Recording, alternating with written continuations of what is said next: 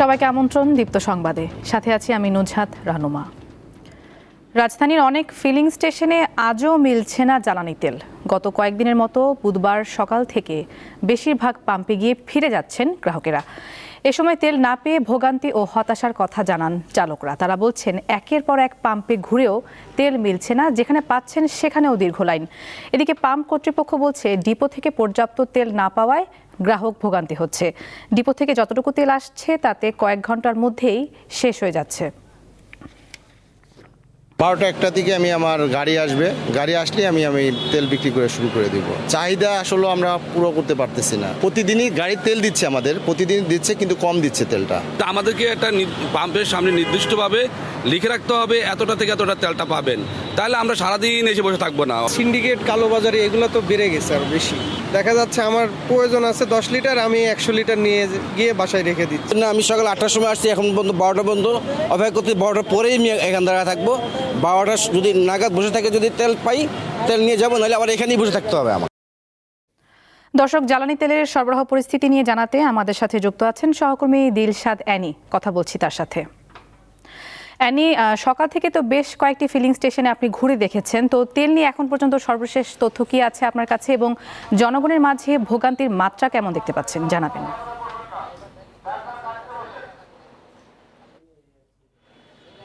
আসলে বেশ কিছুদিন ধরেই কিন্তু জনগণের মাঝে এই ভোগান্তি চলে আসছেন। বিশেষ করে যারা অফিসগামী আছেন, রাইড শেয়ার যারা করেন, তারা সবচেয়ে বেশি ভোগান্তিতে পড়েছেন। ঘন্টার পর ঘন্টা তাদের লাইনে দাঁড়িয়ে থাকতে হচ্ছে।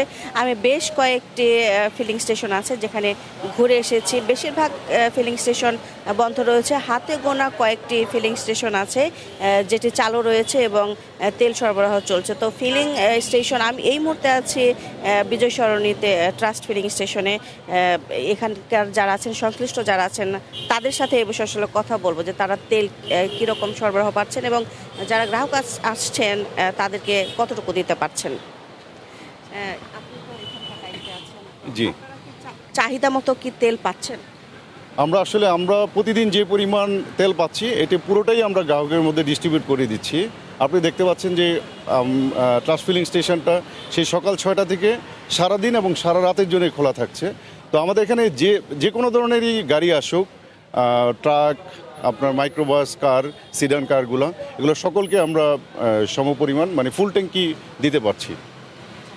কোনো ঝামেলা হয়েছে যে তেল আসে নাই, যারা আছেন তারা একটু ক্ষোভ প্রকাশ করেছেন, এরকম কি কিছু হয়েছে? না, এই ধরনের কোনো ঘটনা ঘটে নাই, বাট লাইনটা একটু দীর্ঘ হয়ে যাচ্ছে, অনেক বড় একটা লাইন। বাট আমরা সকলকে আশ্বস্ত করতে চাই, যে এখানে তেল নিতে আসবে সে তেলটা পাবে। যে কোনো উপায় হোক আমরা তাদেরকে তেল দিচ্ছি, কাউকে ফেরত দিচ্ছি না। ধন্যবাদ আপনাকে। তো আপনারা শুনছিলেন যে এই ফিলিং স্টেশনে আমরাও কথা বলেছি, যারা এসেছেন, যারা লাইনে আছেন তাদের সাথে কথা বলেছি। কেউ ফজরের নামাজ পড়ে এসেছেন, ভোরের আসলে আলো ফোটার আগেই তারা লাইন ধরে আছেন। কেউ 2 ঘন্টায়, 3 ঘন্টা, কেউ বা 5টা থেকে লাইনে আছেন। যারা গাড়ি চালক আছেন, মোটরসাইকেল চালক যারা আছেন, তারা বলেছেন যে এই ফিলিং স্টেশনে আসলে অন্তত তারা নিশ্চিন্তে থাকেন যে বেশি সময় লাগলেও তারা একটা পর্যায়ে গিয়ে তেল নিতে পারবেন। আর অন্যান্য ফিলিং স্টেশনগুলোতে ঘুরে দেখেছি যে তেজগাঁ আছে, 7 রাস্তা আছে, মহাখালী এবং গুলশান বাড্ডার ওই দিকে আমরা দেখেছি যে উত্তরা বনশ্রীর ওই দিকে বেশিরভাগ, বলতে গেলে 80% পেট্রোল পাম্প আছে যেখান থেকে তারা তেল দিচ্ছেন না। মোটরসাইকেল চালক যারা আছেন তারা বলছেন যে ফিলিং স্টেশনের যারা আছেন তাদের আসলে গাফিলতির কারণে তারা তেল পাচ্ছে না। তারা ধারণা করছেন তারা হয়তো তেল মজুত করে রাখছেন অবৈধভাবে। কিন্তু ফিলিং স্টেশনের যে কর্তৃপক্ষ আছে তাদের সাথে যে কথা বলেছে, তারা বলেছেন যে আসলে ফিলিং স্টেশনে কখনো তেল মজুত করে রাখা সম্ভব না। তারা ডিপো থেকে যতটুকু তেল পান সেই তেল পাওয়ার সাপেক্ষেই তারা দিতে পারেন, গ্রাহক যারা এসেছেন তাদের দিতে পারেন। আবার অনেক ফিলিং স্টেশনে এসে আমরা কথা বলেছি যে তারা তাদের চাহিদা যতটুকু তার চেয়ে অনেক কম তেল পাচ্ছেন এবং কোনো ফিলিং স্টেশনে ডিজেল, পেট্রোল কোনো সরবরাহই আমরা দেখতে পাইনি। আমরা বলতে পারি যে একরকম পুরোপুরিভাবেই বন্ধ রয়েছে সেই সব যে পেট্রোল পাম্পগুলো আছে, সেই পেট্রোল পাম্প। তো রাজধানীর বেশিরভাগ জায়গায় দীর্ঘ সারি আমরা দেখেছি পেট্রোল পাম্পে অনেকে আছেন না জেনে লাইনে দাঁড়িয়ে থাকেন। আসলে তারা জানেন না কখন থেকে তেল সরবরাহ করা হবে। তারা বলেছেন যে যদি তাদেরকে জানিয়ে দেওয়া হয় 1টা বা 2টা বা যখন সময় হোক তখন থেকে তারা লাইনে দাঁড়াতে পারবেন, তাহলে তাদের ভোগান্তিটাও কমে যাবে। তো এই ছিল এখানকার সবশেষ তথ্য। দর্শক, সরাসরি যুক্ত ছিলেন দিলশাদ অ্যানি। দেশের বিভিন্ন জায়গায় অবৈধভাবে মজুত করে রাখা পেট্রোল ও ডিজেল জব্দ করেছে প্রশাসন। মেহেরপুর সদর উপজেলার সীমান্তবর্তী দক্ষিণ শালিকা গ্রামে অভিযান চালিয়ে অবৈধভাবে মজুত করে রাখা অন্তত 5,375 লিটার ডিজেল জব্দ করেছে পুলিশ। মঙ্গলবার রাত 11:30টার দিকে সদর থানা পুলিশের একটি বিশেষ দল ফারাবি ট্রেডার্সে এই অভিযান পরিচালনা করে। এছাড়া ভোলার বিসিক শিল্পনগরীতে অবৈধভাবে জ্বালানি তেল মজুতের অভিযোগে 2টি প্রতিষ্ঠানকে মোট 1,50,000 টাকা জরিমানা করেছে ভ্রাম্যমাণ আদালত। নারায়ণগঞ্জে জেলা প্রশাসন ও বিজিবির যৌথ অভিযানে অবৈধভাবে মজুত করে রাখা 9,100 লিটার ডিজেল জব্দ করা হয়।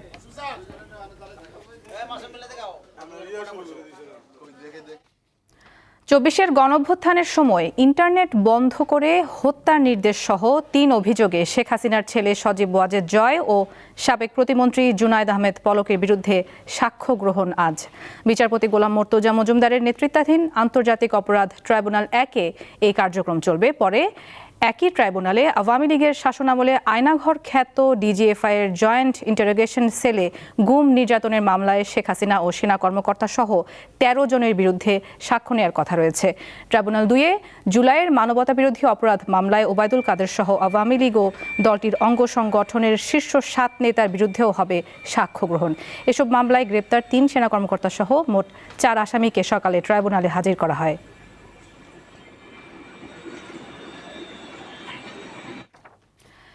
দেশে হামে আক্রান্ত শিশুর সংখ্যা প্রতিদিন বাড়ছে।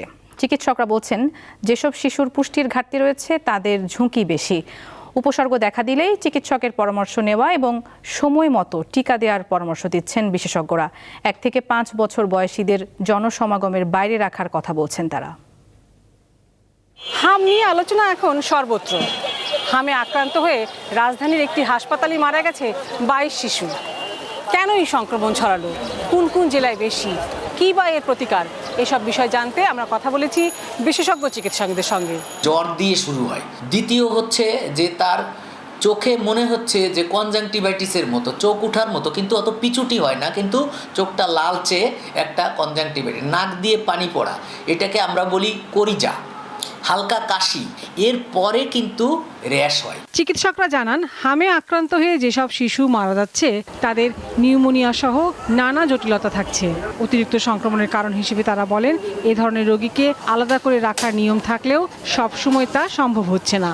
কমপ্লিকেশন বা জটিলতা হচ্ছে নিউমোনিয়া, 2 নাম্বার কথা হচ্ছে ডায়রিয়া, 3 নাম্বার কথা হচ্ছে এনকেফালাইটিস বলে, ব্রেনে চলে যায়। কিন্তু ইমিডিয়েট যে মৃত্যু হচ্ছে তার বেশিরভাগ কারণই হচ্ছে আমাদের এই নিউমোনিয়া। হামে আক্রান্ত শিশুকে নিয়ে আতঙ্কিত না হয়ে দ্রুত চিকিৎসকের কাছে যাওয়ার পরামর্শ দিয়েছেন বিশেষজ্ঞরা। যে আমরা যদি দেখি হামের সাথে ডায়রিয়া হচ্ছে অথবা খুব বেশি বমি করলে বা একটু খিঁচুনি হলো, তখন আমরা ভাববো যে ব্রেনে কোনো ইনফেকশন হয়েছে বা ব্রেনে ঝিল্লিতে ইনফেকশন হয়েছে, তখন অবশ্যই হসপিটালাইজ করতে হবে এবং তখনই নিয়ারেস্ট ডক্টরের কাছে আপনার যেতে হবে। চিকিৎসাটা বেশিরভাগই সাপোর্টিভ, জ্বরটা কমানোর একটা ব্যবস্থা করতে হবে। অসুস্থ হইলেই ফ্লুইড অ্যান্ড ইলেকট্রোলাইট ব্যালেন্স, মানে সেখানে সে পর্যাপ্ত সে শরীরে তার খাদ্য এবং পুষ্টি যদি না যায় তাহলে সে খাদ্য পুষ্টি দেওয়ার ব্যবস্থা করতে হবে।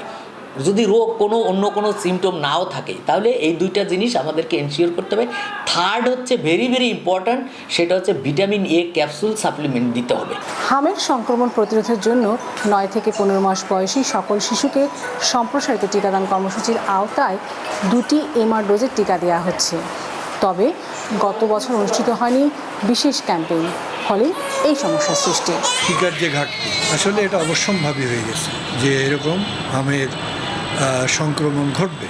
যাদের বয়স 9 মাসের কম, অর্থাৎ যারা এখনও হামের টিকার যোগ্য না, তারা পুরোটাই ঝুঁকিপূর্ণ। হামের প্রকোপ ঠেকাতে টিকার জন্য এরই মধ্যে 604 কোটি টাকা বরাদ্দ দিয়েছে সরকার। দ্রুতই এই প্রতিষেধক আসবে বলে জানিয়েছে স্বাস্থ্য মন্ত্রণালয়। লাবণী গুহ, দীপ্ত সংবাদ, ঢাকা। ময়মনসিংহ মেডিকেল কলেজ হাসপাতালে গত 24 ঘন্টায় নতুন করে হামের লক্ষণ নিয়ে 21 শিশু ভর্তি হয়েছে। মঙ্গলবার সকাল 9টা থেকে বুধবার সকাল 9টা পর্যন্ত তাদের ভর্তি করা হয়। দর্শক, এ বিষয়ে জানাতে ময়মনসিংহ থেকে যুক্ত আছেন সহকর্মী মাহমুদুল হাসান। মাহমুদুল, হাসপাতালটিতে এখন পর্যন্ত কতজন শিশু ভর্তি রয়েছে এবং তাদের শারীরিক অবস্থা নিয়ে চিকিৎসকরা কি বলছেন আসলে?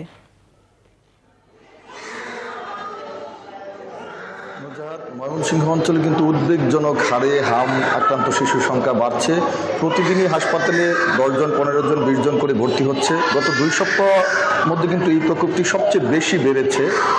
এজন্য আমরা যেটি দেখেছিলাম যে শিশু ওয়ার্ডে মূলত এই হামের চিকিৎসাটা দেওয়া হতো, কিন্তু রোগীর চাপ বাড়তির কারণে কিন্তু গতকালকে থেকে একটি আইসোলেশন ওয়ার্ড করা হয়েছে হাসপাতালের নতুন ভবনের 8ম তলায়।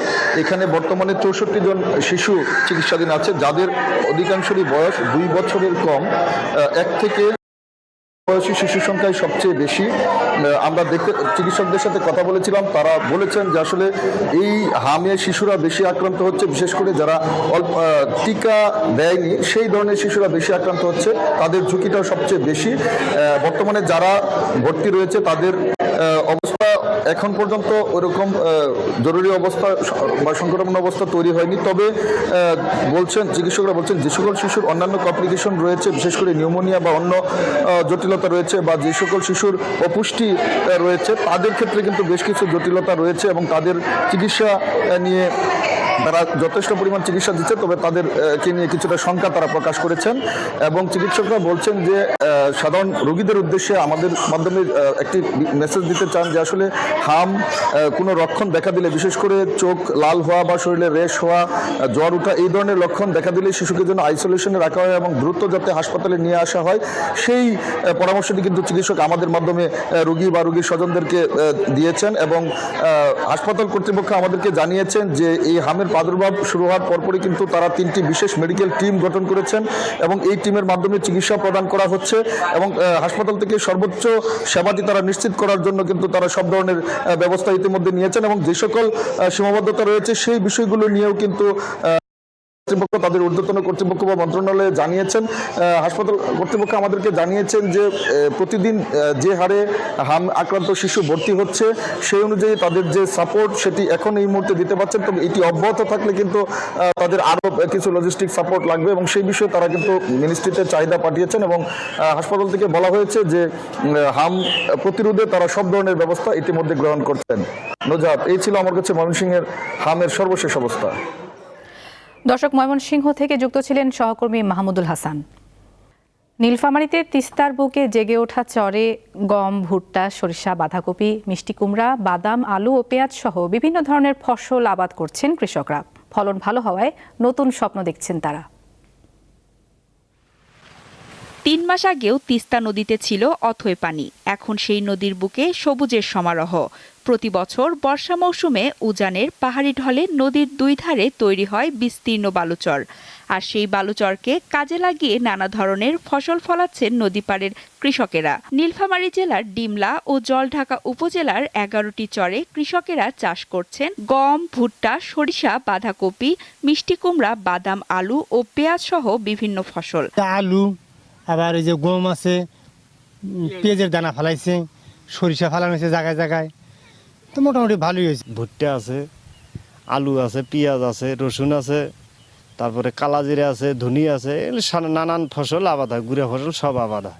বর্ষায় তো কোনো আবাদ হয় না, নদী শুকাইলে এই মাসে মনে করেন যে কিছু কিছু আবাদ করা যায়। কৃষি বিভাগের তথ্য মতে এসব চরে উৎপাদিত ফসলের বাজার মূল্য শত কোটি টাকার কাছাকাছি। আমরা আশা করছি যে এখান থেকে আমরা সমস্ত কৃষকরা বেশ ভালো পরিমাণে একটা আর্থিকভাবে লাভবান হতে পারবে। সেই সাথে আমাদের যেসব উচ্চ মূল্যের ফসল আছে, বিশেষ করে গম এবং ভুট্টা এবং সরিষা এবং সেই সাথে হলো মশলা জাতীয় বেশ পেঁয়াজ, রসুনও আমি বেশ কিছু জায়গায় দেখেছি যে তারা খুব ভালোভাবে আবাদ করছে। আমরা আশা করছি যে প্রায় 100 কোটি টাকার মতন কৃষকরা তাদের ঘরে নিয়ে যেতে পারবে। তিস্তা নদীর সংস্কার সহ যোগাযোগ ব্যবস্থা উন্নত করলে চরাঞ্চলে চাষাবাদ করে নিজেদের চাহিদা পূরণের পাশাপাশি দেশের অর্থনীতিতে বিশেষ ভূমিকা রাখতে পারবেন চরাঞ্চলের কৃষকেরা।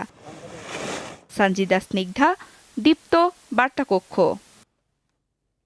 কিশোরগঞ্জের পাকুন্দিয়ার চরটেকি গার্লস স্কুল অ্যান্ড কলেজটি পরিচিতি পেয়েছে সাইকেল বালিকাদের বিদ্যালয় নামে। প্রতিষ্ঠানটির অন্তত 5 শতাধিক শিক্ষার্থী প্রতিদিন সাইকেল চালিয়ে স্কুলে যাওয়া আসা করে।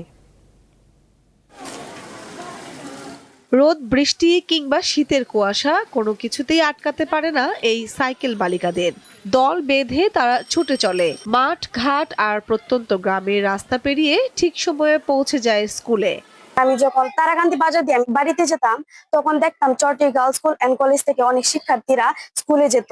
তোরা যখন বান্ধবীরা একসাথে স্কুলের উদ্দেশ্যে রওনা হই সাইকেল দিয়ে, তখন মনে হয় যেন ছোটখাটো একটা উৎসব শুরু হয়ে গেছে। এখন অনেকেই বলে সাইকেল বালিকারা যাচ্ছি, যা শুনে আমাদের অনেক ভালো অনুভূতি হয়। আমার কাছে সাইকেল মানে স্বাধীনতা, আত্মবিশ্বাস এবং লড়াইয়ের শক্তি। এই চিত্র কিশোরগঞ্জের পাকুন্দিয়া উপজেলার চরটেকি গ্রামের। গল্পের শুরু আজ থেকে 27 বছর আগে। এই গ্রামের স্কুল পড়ুয়া শিক্ষার্থী সাবিহা ফেরদৌস কলি নিজ বাড়ি থেকে প্রায় 16 কিলোমিটার সাইকেলে চড়ে পাকুন্দিয়ার চরটেকি গার্লস স্কুল অ্যান্ড কলেজে যেতেন। তাকে অনুসরণ করেই শত শত ছাত্রী আজ বেছে নিয়েছে সাইকেল। আমার খুব ভালো লাগে যখন দেখি যে এখন শত শত মেয়েরা সাইকেল চালিয়ে স্কুলে যাচ্ছে, তারা এখন বেশ সাহসী হচ্ছে, সমাজ চেঞ্জ হচ্ছে। আমি একজন অভিভাবক হিসাবে গর্ববোধ করি যে আমার বাচ্চা এখানে সাইকেল দিয়ে আসে। সাইকেলটা তো একটা ব্যায়ামও হচ্ছে।